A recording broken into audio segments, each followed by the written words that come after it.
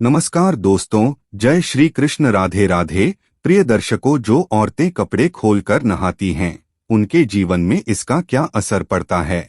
मित्रों, इस वीडियो में एक कहानी के जरिए आपको बताया जाएगा। साथ ही यह वीडियो आपको बहुत अच्छी जानकारी और सीख देकर जाएगी। तो चलिए मित्रों, आपका कीमती समय बर्बाद ना करते हुए अब सीधे कहानी पर ही पहुंचते हैं। मित्रों, एक समय विष्णु भगवान लक्ष्मी माता के साथ हरिद्वार में घूम रहे थे। लक्ष्मी माता ने देखा कि समस्त मनुष्य गंगा में नहा नहा कर हर हर गंगे कहते चले जा रहे हैं। प्रिय दर्शकों, अगर आप यह कहानी सुन रहे हैं तो पूरा सुनिएगा, क्योंकि आधा अधूरा ज्ञान कभी किसी के लिए सही नहीं होता। इसके अलावा है माता लक्ष्मी, जो भी भक्त इस वीडियो को लाइक करें और चैनल को सब्सक्राइब करके कमेंट में जय माता लक्ष्मी लिखें। उनके घर में धन की कभी कोई कमी ना रहे, उनका घर हमेशा धन से भरा रहे। दोस्तों, जब माता ने देखा कि समस्त मनुष्य गंगा में नहा नहा कर हर हर गंगे कहते चले जा रहे हैं, परंतु सभी दुखी और परेशान हैं, तब लक्ष्मी माता ने बहुत आश्चर्य से भगवान विष्णु से पूछा, गंगा में इतनी बार स्नान करने पर भी इनके पाप और दुखों का नाश क्यों नहीं हुआ? क्या गंगा में अब सत्यता नहीं रही? भगवान विष्णु ने कहा, गंगा में तो वही सामर्थ्य है, परंतु इन लोगों ने पापनाशिनी गंगा में स्नान ही नहीं किया है, फिर इन्हें लाभ कैसे हो? लक्ष्मी जी ने आश्चर्य से कहा कि स्नान कैसे नहीं किया? सभी तो नहा कर जा रहे हैं, अभी तक इनके शरीर भी नहीं सूखे हैं। भगवान विष्णु ने कहा, ये लोग तो केवल जल में डुबकी लगाकर आ रहे हैं, तो मैं कल इसका रहस्य समझाऊंगा। दूसरे दिन बहुत जोर की बरसात होने लगी, गलियां कीचड़ से भर गई। एक चौड़े रास्ते में एक गहरा गड्ढा था, चारों ओर कीचड़ भर रहा था और भगवान विष्णु ने लीला से वृद्ध रूप धारण कर लिया और विवश की तरह गड्ढे में जाकर ऐसे पड़ गए जैसे कोई मनुष्य चलता चलता गड्ढे में गिर पड़ा हो और निकलने की चेष्टा करने पर भी ना निकल पा रहा हो। लक्ष्मी जी को उन्होंने यह समझाकर गड्ढे के पास बैठा दिया कि देखो, तुम लोगों को सुना सुना कर यूं पुकारती रहो कि मेरे वृद्ध पति अकस्मात गड्ढे में गिर पड़े हैं, कोई पुण्य आत्मा इन्हें निकालकर इनके प्राण बचाए और हम असहाय की सहायता करें। और भगवान विष्णु ने यह भी समझा दिया कि जब कोई गड्ढे में से मुझे निकालने को तैयार हो, तब इतना और कह देना कि मेरे पति सर्वथा निष्पाप है, इन्हें वहीं छुए जो खुद भी निष्पाप हो। यदि आप निष्पाप हैं तो इनके हाथ लगाइए, नहीं तो हाथ लगाते ही आप भस्म हो जाएंगे। लक्ष्मी जी तथास्तु कहकर गड्ढे के किनारे बैठ गई और आने जाने वालों को सुना सुनाकर भगवान विष्णु जी की सिखाई हुई बात कहने लगी। गंगा में नहाकर लोगों के दल आ रहे हैं और सुंदर युवती को यूं बैठी देखकर कईयों के मन में पाप और कईयों को कुछ धर्म का भय हुआ। कई कानून से डरे और कुछ लोगों ने तो लक्ष्मी जी को यह भी सुना दिया कि मरने दे बुढ़े को, क्यों उसके लिए रोती है। और कुछ दयालु चरित्रवान पुरुष थे, उन्होंने उस युवती के पति को निकालना चाहा, परंतु लक्ष्मी जी के वचन सुनकर वे भी रुक गए। उन्होंने सोचा कि हम गंगा में नहाकर आए हैं तो क्या हुआ, पापी तो है ही, कहीं सहायता करते समय हम भस्म ना हो जाएं। इस स्त्री के कथन के अनुसार हम खुद भस्म ना हो जाएं।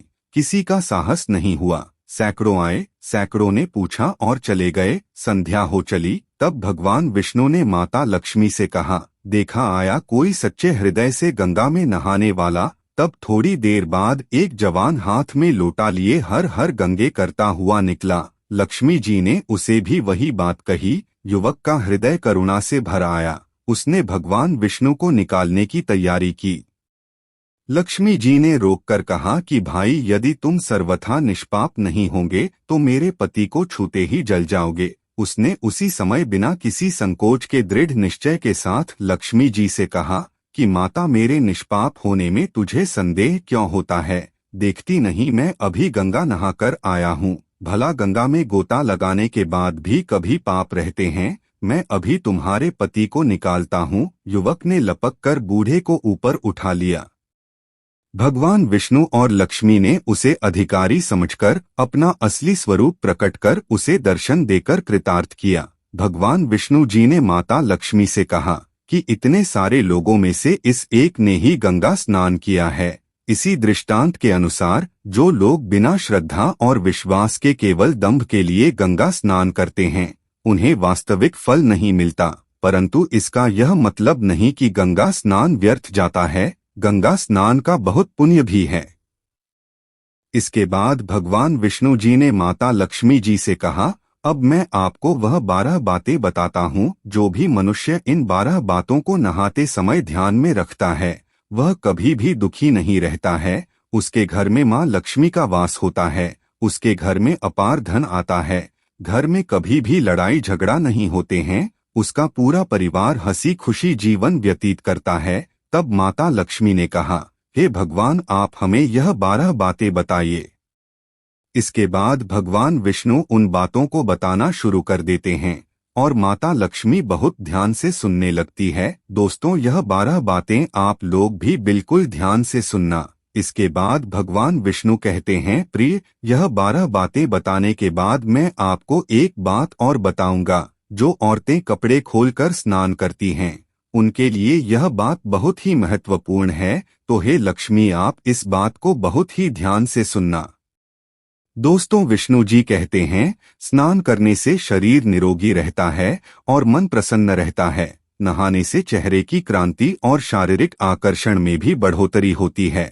अगर इस नित्य कर्म के दौरान कुछ बातों का ध्यान रखा जाए तो आध्यात्मिक से भी ज्यादा लाभ पाया जा सकता है। नहाने के क्रम में इन बातों का ख्याल जरूर रखा जाना चाहिए। नंबर 1, स्नान करने के बाद शुद्ध होकर पूजा पाठ आदि सारे काम करने के योग्य बनते हैं, इसलिए सुबह को ही स्नान कर लेना चाहिए। नंबर 2, शास्त्रों में कहा गया है, स्नान करने से इन 10 गुणों की प्राप्ति होती है। रूप, तेज, बाल, पवित्रता, आयु, आरोग्य, निर्लोकता, तप और मेधा। नंबर 3, धन, पुष्टि व आरोग्य और स्वास्थ्य चाहने वालों को हर मौसम में और हर दिन स्नान करना चाहिए। नंबर 4, शास्त्रों में कहा गया है कि सुबह स्नान करने से पाप का नाश होता है और पुण्य मिलता है। ऐसा कहा गया है कि सुबह नहाने वालों के पास नकारात्मक शक्तियां नहीं भटकती, इसीलिए सुबह स्नान करना ही उचित है।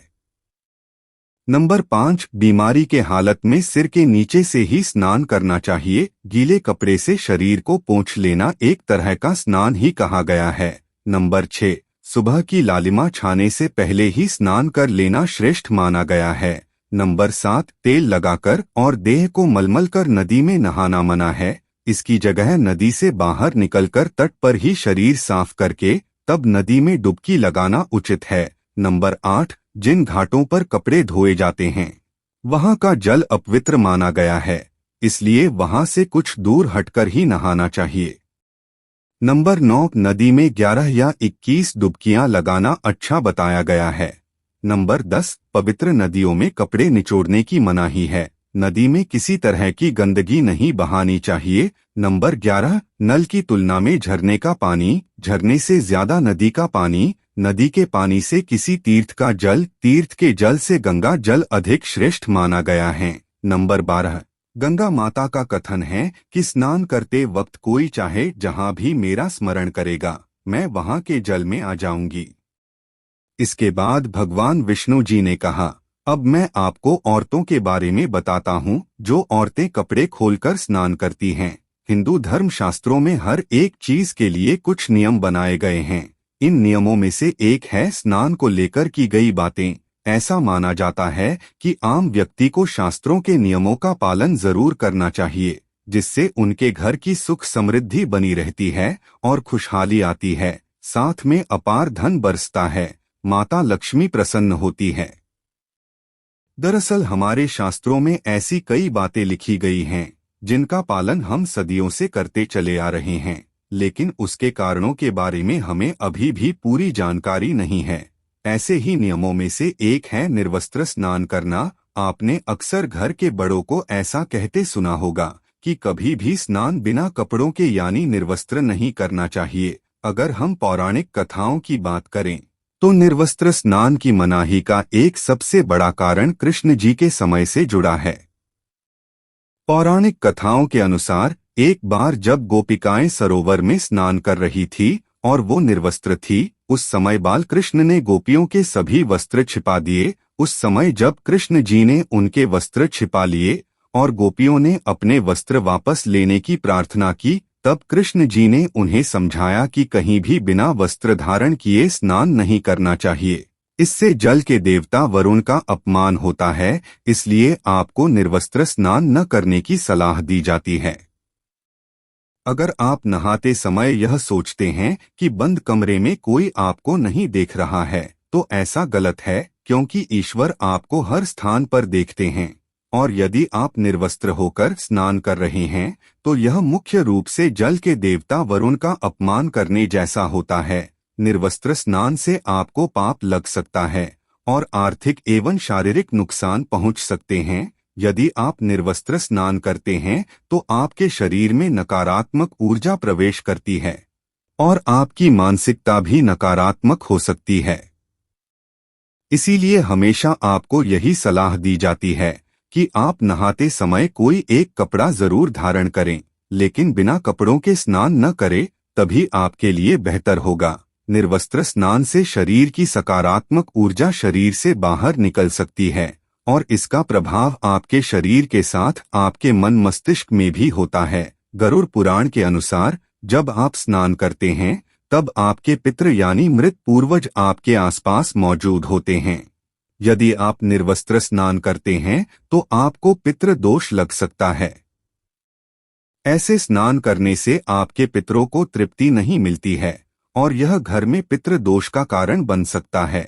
और यह वस्त्रों से गिरने वाले जल को ग्रहण करते हैं, जिनसे उनकी तृप्ति होती है। निर्वस्त्र स्नान करने से पितृ अत्यधिक नाराज होते हैं, जिनसे व्यक्ति का तेज, बल, धन और सुख नष्ट होता है। इसलिए कभी भी निर्वस्त्र होकर स्नान नहीं करना चाहिए।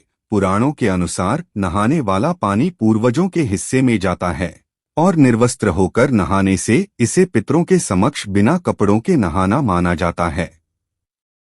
शास्त्रों में ऐसी मान्यता है कि यदि कोई निर्वस्त्र स्नान करता है तो माता लक्ष्मी उससे रूठ सकती है। इससे आपकी कुंडली में धन हानि के योग बन सकते हैं और आपकी आर्थिक स्थिति खराब हो सकती है। इन्हीं कारणों से आपको निर्वस्त्र स्नान न करने की सलाह दी जाती है और शास्त्रों में भी इस बात की मनाही है। तो प्रिय मित्रों, कैसी लगी आपको यह जानकारी? अगर जानकारी अच्छी लगी है, पसंद आई है, तो कमेंट बॉक्स में जरूर बताना और हो सके तो अपने मित्रों को भी शेयर करना और हमारे चैनल को सब्सक्राइब अवश्य करना। और दोस्तों, सच्ची श्रद्धा से कमेंट में जरूर लिखें जय श्री राम, जय हनुमान। साथ ही देवों के देव हर हर महादेव सदैव आप पर अपनी कृपा बनाए रखे। प्रिय मित्रों, वीडियो को अंत तक देखने के लिए धन्यवाद। जय श्री राम।